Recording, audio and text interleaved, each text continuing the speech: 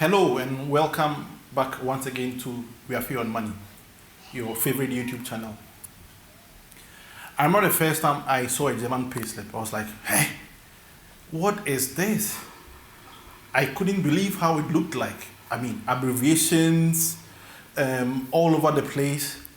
And regardless of which company's payslip you're looking at, they all look pretty similar. I must say it was quite intimidating. I was like, okay, now this is very difficult to understand. And over the past couple of years, a few clients have also approached me, asking me about their payslips, whatever this was on their payslip meant. So I thought this would be an interesting topic on which to make our new video. So today we are going to be talking about your payslip, your German payslip, what all those abbreviations mean, what is on it, what social security you are paying for, what other benefits you are receiving. We are going to explain everything about your German payslip. So stay tuned. And welcome once again to We Are Free on Money. If you have not subscribed, this is the time to do that. Subscribe, like, share with your friends, family, so that other people also benefit from what we're going to be learning.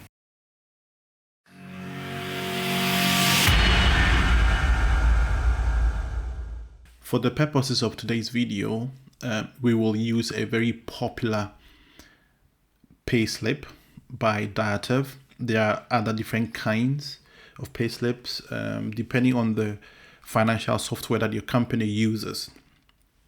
But generally, how your payslip looks like, just like with many things in Germany, is regulated by law. It should contain certain things at the minimum, and also certain other things should be blanked out so that if a third party were to see your payslip, they will not be able to make out what those things are. But generally, your payslip would contain details about you, so your name, address, your date of birth, when you entered employment, your Steuer ID or your tax identification number, your social identification number, and then of course the salary numbers. So today what we are going to be doing is to go through a typical one. As you can see on the screen, the various parts explain what they mean and how you can interpret your own payslip. Let's go. The payslip is divided into about 4 main parts, and I have tried to color code the parts in this template that I'm using. So the first part we are going to talk about is the one that contains, if you like, static data about you as an employee. It shows the date or the month of the payslip. It shows your name here and your address. It should show also your employer and your employer's address location.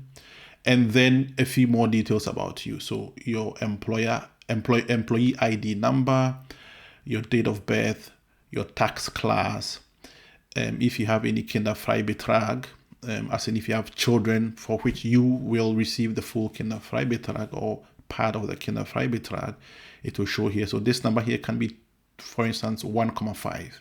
Yeah.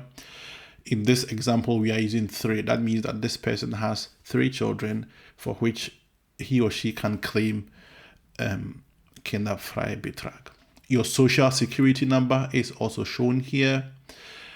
The health insurance company that you are with is also shown here. That is, if you are with any of the statutory health insurance companies. Beside that, you will also see the percentage of your income that is paid as health insurance. So in this example, 16.1% of this person's income is paid as health insurance. Now, this 16.1% is made up of 2 figures. In a new video that I'll be doing, I'll explain exactly how this number is arrived at. But for the purpose of this video, we should know that this employee pays 16.1% of their gross income as social health insurance. Now, this 16.1 is divided equally between the employer and the employee to pay. So as we will see later on, the part that the employee pays is half of the 16.1%. These 2 fields here, PGRS, BGRS, are basically codes that are used to capture the kind of employment relationship that the employee has in relation to social insurance. And you will see a number here, and that number will correspond to a particular kind of employment relationship. For instance, under PGRS, you'll see 101 usually. and that refers mainly to a normal employee who is fully liable to pay social insurance. And then the last few things to note here: your Steuer ID number, your tax identification number, the date in which you entered employment with your employer, and if it's a befristed contract, that is a contract that has an end date, the end date will be noted here as well. Or if you have resigned, then from the day you resign, any other payslip that you will receive will show an exit date here. The next section, coded red, as you can see here, basically records your attendance within the given month. Moving on about the green, the one that I've coded green, and this section basically records the income that you would have earned in that month. And for different pay slips, you see just one line, just like this one, or you see a lot of lines.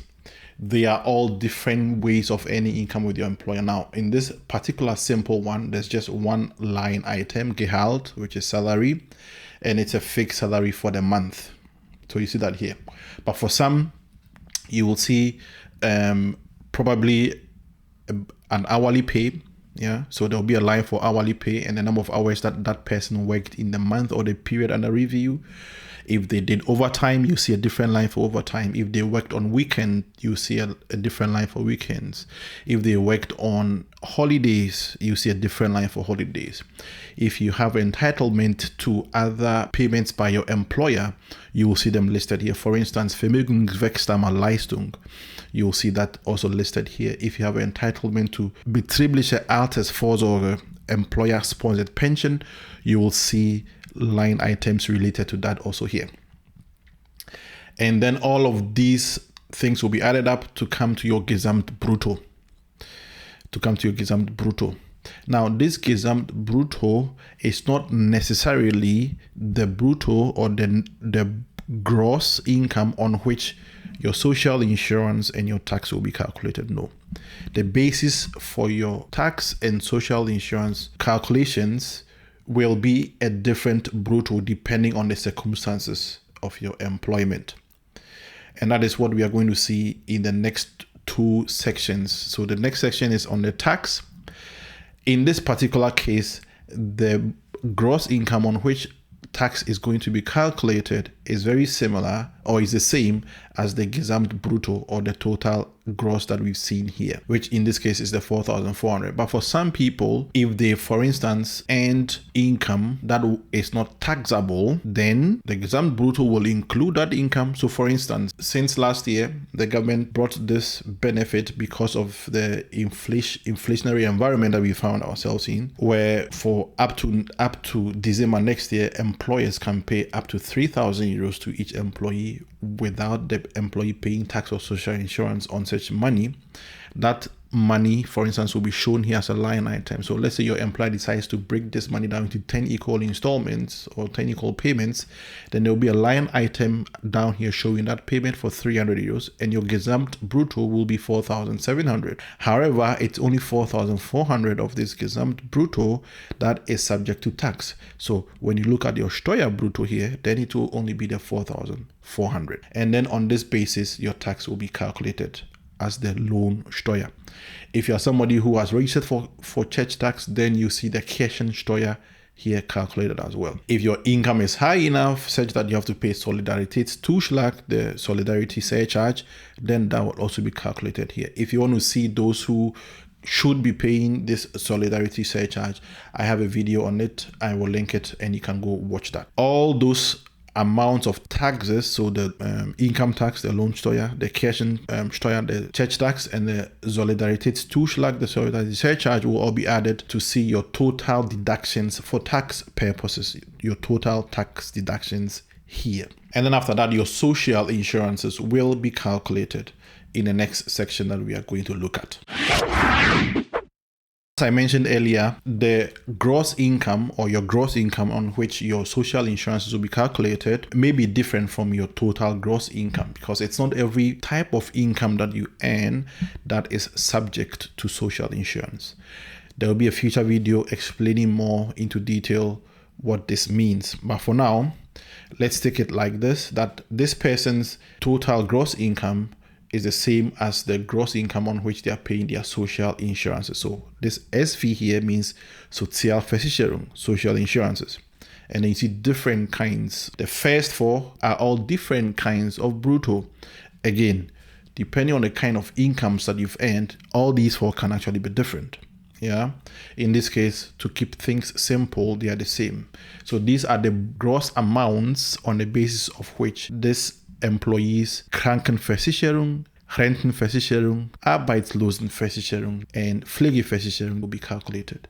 These correspond to health insurance, pension insurance, unemployment insurance, and long-term care insurance. So once your gross on which these deductions are going to be calculated are determined, then the applicable rates are applied, divided by 2, because I said you share it with your employer, and your portion will be recorded here. So this is this employee's contribution towards health insurance, their contribution towards pension insurance, their contribution towards unemployment insurance, and their contribution towards long-term care insurance. All these are then added up to arrive at your total social insurance deduction.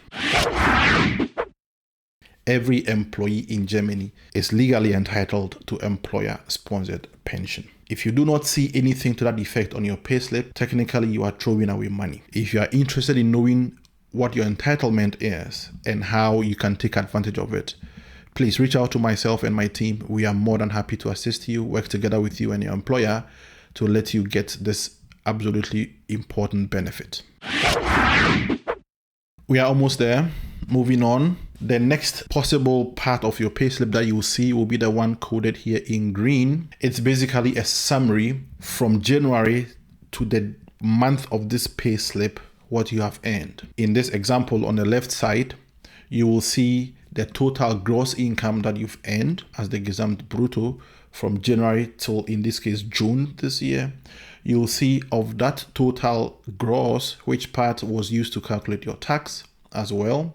You'll see the total tax you've paid so far up from the beginning of the year up to the date of this payslip, which is in our case June.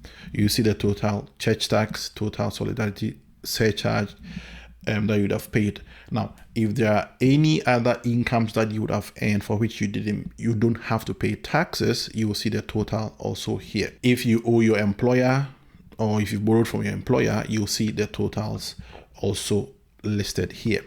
On the right side, you will see the gross on the basis of which your social insurances were calculated.